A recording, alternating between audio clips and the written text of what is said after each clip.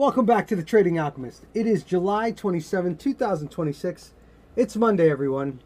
It's been a while since I recorded last, and honestly, I've been waiting for things to play out. I have been in a long this whole time, and I just recently closed out my long. But I'm hoping that between the last video and this video, you're able to see kind of where I was showing the chart would move, what my idea might have been, and actually how I played it out, right? So let's jump into these charts. Okay, before we get started, if you are enjoying this content or you are learning something, feel free to like and subscribe, or possibly even leave a comment down below. This just helps me to understand that you're there, or even if you have a question, I have no problem answering it at all. So if you have any questions, just drop them down below. I'll help you out as much as I can, right? So let's jump into this. As always, we're going to start on the 12-hour time frame. This way we can get a bigger picture before we actually start diving down deeper into what's actually happening. And when we last left off, we were actually in this section right here. And what I was saying is that if we do find any kind of support in that kind of brownish area, we will be heading up to Victoire, or at least that's where I think we would head up to. And so far, as you can see, in a zoomed out version, we came up to Victoire. That's where we were. Now, one thing that I'm going to say is this: I am not the kind of trader that's looking for a bullseye hit. Okay, so, and that's something that you have to understand. This channel is not about being pinpoint accurate.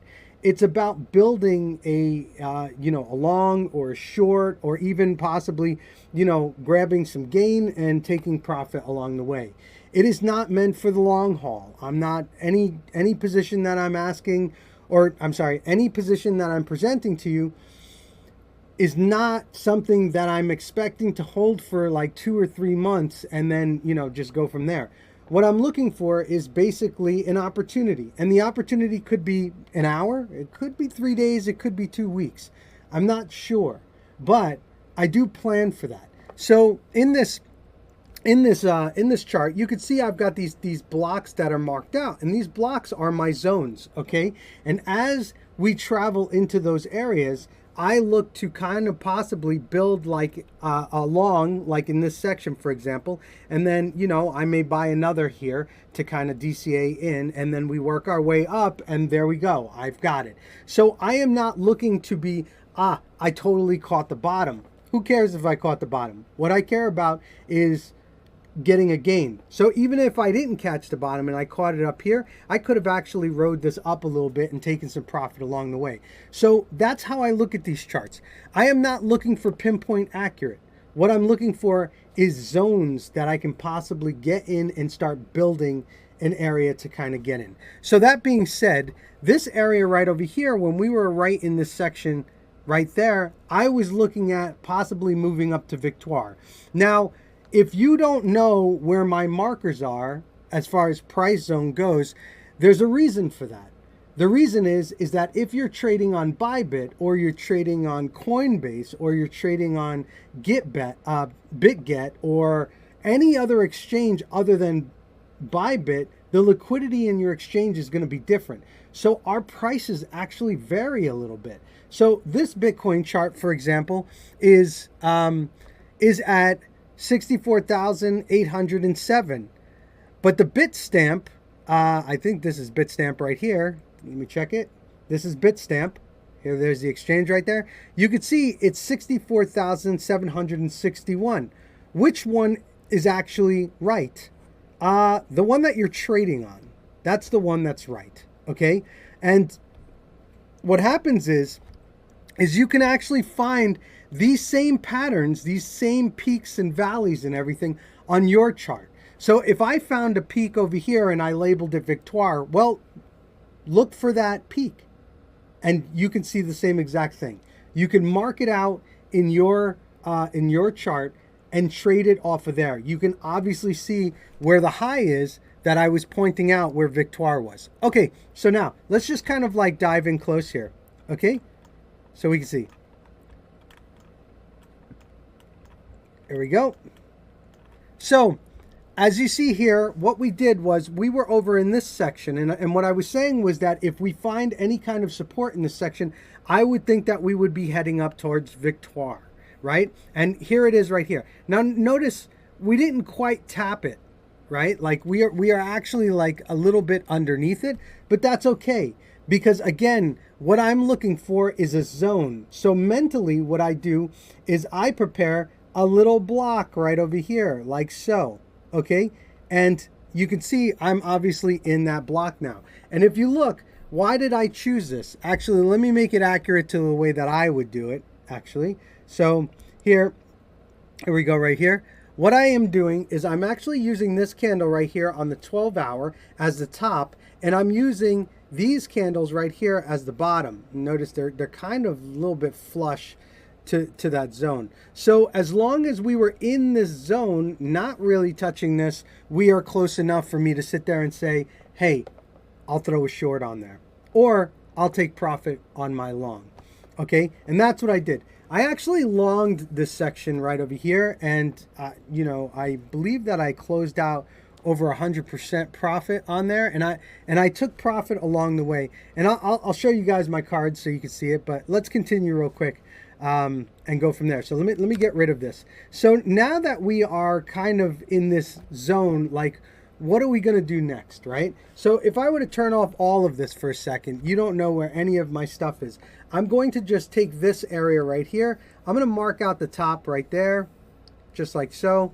Okay, I'm not being super precise. Doesn't really matter. You'll get the concept in a second. If we work our way up here and we break it and we test this zone, we now have a change of character. Again, it also could be a fake out, right? So we need to play it as such.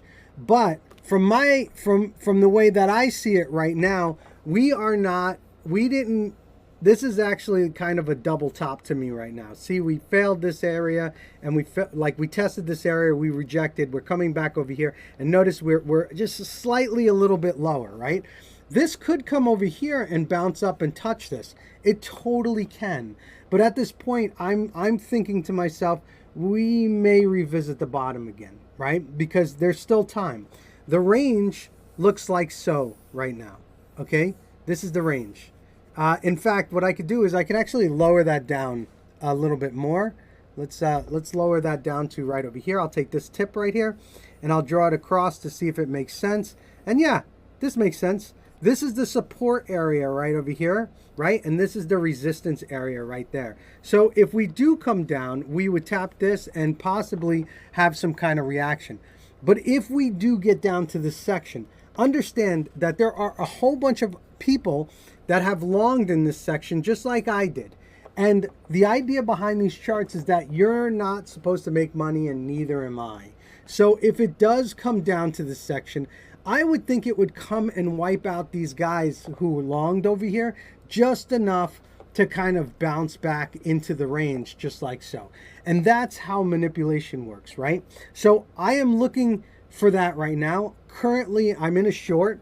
I shorted up top, just like I said I would. As far as, like, you know, the way I've been trading this whole time, if you've been watching any of my videos, you know that I trade the range. So until otherwise told by the chart, yeah, I'm going to play the range as such. So the high of the range, I'm going to short. The low of the range, I'm going to long. And I'm going to be careful as we kind of move along, right? So let's go take a look over at Ethereum. Now, Ethereum is taking quite a nice little ride up. So here it is right over here. Let me pull this out. Let me adjust my chart a little bit more, just like so.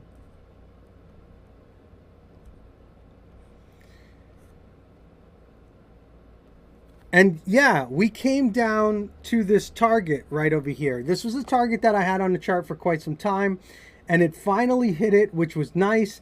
And look, we had one bounce, two bounces in the section. So if you caught it the first time, oh my gosh. If you caught it the first time, that was a nice little rinse and repeat. Come up here, take profit, come down here, throw your money back in, and here we are. We've kind of taken out this zone. So again, like, here's the thing. If you would have shorted in this area right here, The whole thing is the chart wants to come and wipe you out. So it comes high enough that it wipes out all of these guys that would have shorted in that area. And the same thing goes for this long area.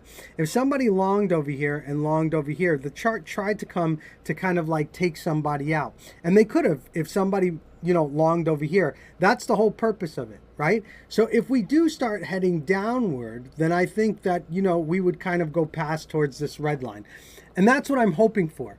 The reason why I feel like that is because we are still in this time frame here where we are still in what you know, the bear market, right? We are still in the bear market. Now, I drew a target out here before.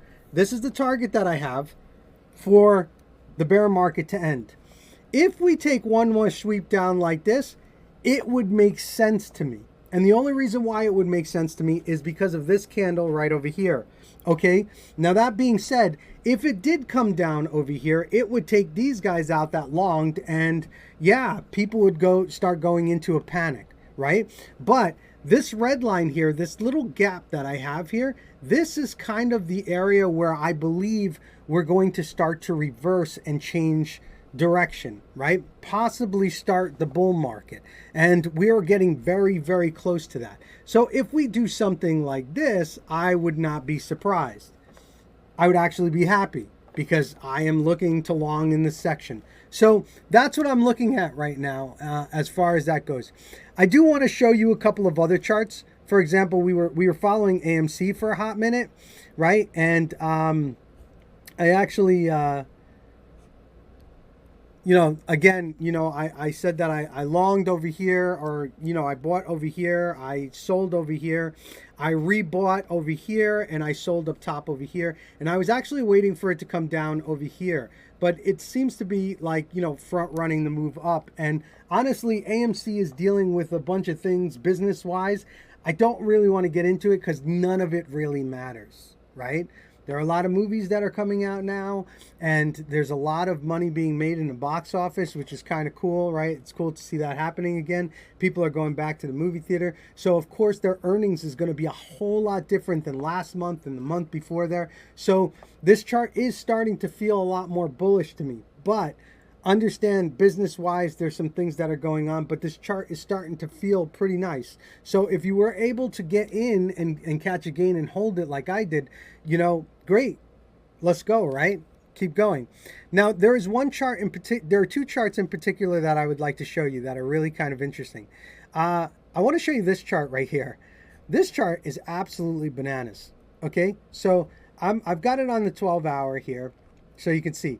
Now, I want to show you this kind of gain here. This, from this point right here, all the way up here, this is a 28x. That's what that is. So if you bought down at the bottom, yeah, you would have 28 times your money at this point, right? And this this chart was running. I mean, like, if we look at the day chart here, I mean, look at how hot this was running. While Bitcoin and Ethereum are ranging, this one was running. And honestly, I talked about before about inefficient trading. These candles that are actually in this chart are really, really ridiculous. I mean, like, they are... yeah, I don't know who traded this chart. It doesn't matter.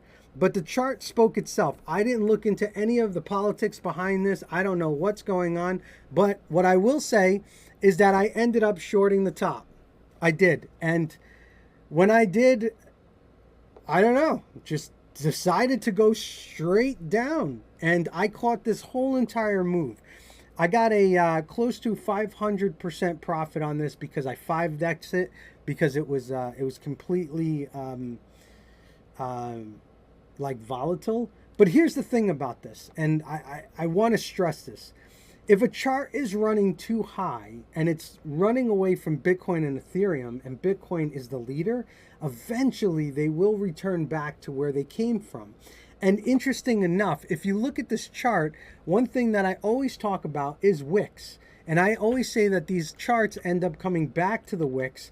And, you know, sometimes it's just really kind of unbelievable. How could a chart want to go and fill in a wick. So if you look over at this side, this was a crazy wick that was formed. This was a huge dump that happened, and yeah, the candle was bought up. And if I come over here and kind of measure this, you can see exactly what happened here. It's about a 250% move from where it was. It was $1.49 to about $5. Is that it? Let me see here. To about $5.20, something like that, right? And that's a wick. That's a pretty solid wick. But look at the characteristic of what happened after that wick was created. It filled in this wick almost to the bottom, right? But it left a little bit of a gap here. And this is super important. I explain how wicks are kind of indicators as to where these charts are going to end up. I don't know how they're going to end up there. I don't know when they're going to end up there, but eventually they do. And if you see this dump from almost $50 all the way down to $1.50, yeah, it filled in this wick. That's bananas. And without understanding anything else about this chart, it ran hot. You could have shorted somewhere along the way if you were patient enough. And look what it did. It eventually returned back to the bottom of that wick, right? And this whole thing is completely filled out. I can't make this story up. It's just the way the charts move. This is algorithm. This is manipulation. This is scams. This is all sorts of things mixed into one. This is the playing field that you're in. Unfortunately, there are some people who got really excited at the top and thought it was going to break out. And yeah, they're really, really far underwater at this point. And, I feel bad about that. But you got to pay attention to what's going on in these charts. Another chart that this happened to is this one right over here. And this, you can see right off the bat, it didn't really kind of work its way up. It actually skyrocketed up. And if I were to measure this from here to up here, look at this. This is a 19x. A 19x. I'm on the 12-hour chart. It just basically went straight up, right? And after a while watching the charts, you could sit there and be like, yeah, this doesn't feel right. You can see it. This doesn't feel right. And honestly, it's inefficient trading. So when I actually saw this chart, I saw this chart as it was going up into this zone right here. And because the chart already laid out where resistance is, yeah, I shorted this right over here. And I also made about 300% on this going down, right? Will this chart recover? I don't think so. I don't. Honestly, I really think that it's going to come back down here where it came from, because that's just how these charts work. But the whole purpose of me showing you this is that altcoins are very, very dangerous, but they also play by the same rules. Something can go up 28x, and then it can completely reverse. So keep that in mind. What I usually trade always is Bitcoin and Ethereum. That's what I trade, because we are not in a bull market yet. We're in a bear market still, and we are starting to work our way to getting into the bull market. And yeah, there's a lot of opportunity in ranges. So right now, what I see is this. I see, this is a point here, and this point right over here is slightly lower. So if we do go down to even over here and retest the bottom, that's kind of what I'm anticipating. So right now I am in a short, and this video is getting a little bit long. So that's what I see right now. So two things. What if it goes higher? Well, if it goes higher and breaks this, I already told you, this is the point where it's going to retest. That's a place that you can get along, and maybe we start the bull market from there. I don't know, right? But the other part is, what if it goes down? And here are the zones that I'm looking for, especially this target that's been on here for quite some time. I'm looking at these zones here for a heavy long to maybe possibly start the bull market, right? So right now, I'm super sensitive to the charts. I am, DCAing as we get lower into some of the coins that I've got. And So if you guys have any questions at all, feel free to hit me up again on the comments. Feel free to like and subscribe. And if you are enjoying this content, feel free to share it out. Okay, so here's a flash of my cards, my P&L cards for my longs that I said that I took, and also some of my shorts. So this is Bitcoin right here. This is Ethereum. You can see that I long the bottom, and I am now shorting the top, like I said, right? And then here were the other charts that I was showing you before. This was DEXE that I showed at the top. You could see exactly where my entry was. It was right up here, around 46. And here is Velvet. And you can see, what I did there as well. So that's just my checks and balances so that you guys can understand. Like, here, the proof is in the pudding, right? It's not just me talking. I'm actually doing these trades. So, all right, talk to you soon. Thanks. Bye.